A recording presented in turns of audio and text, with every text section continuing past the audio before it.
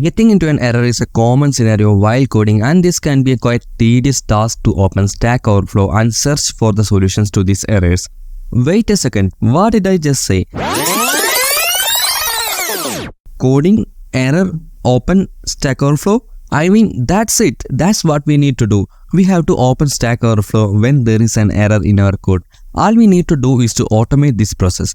One straightforward way to implement this is by using a try-catch statement. Inside the try block, we place the code that has a probability of encountering an error, and the magic happens in the catch block.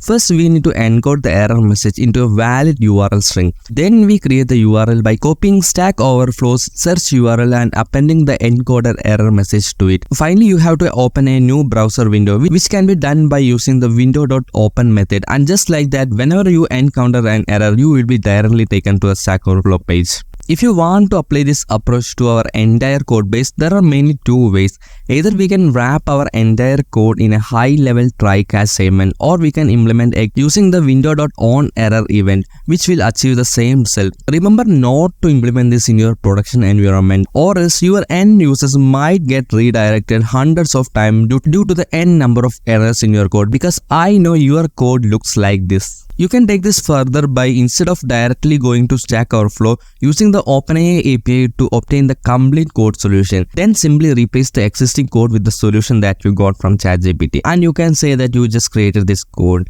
And let me know what you think about this idea, and if you could, please hit the subscribe button, because my mom will be really happy if I manage to get 1000 nerds following me.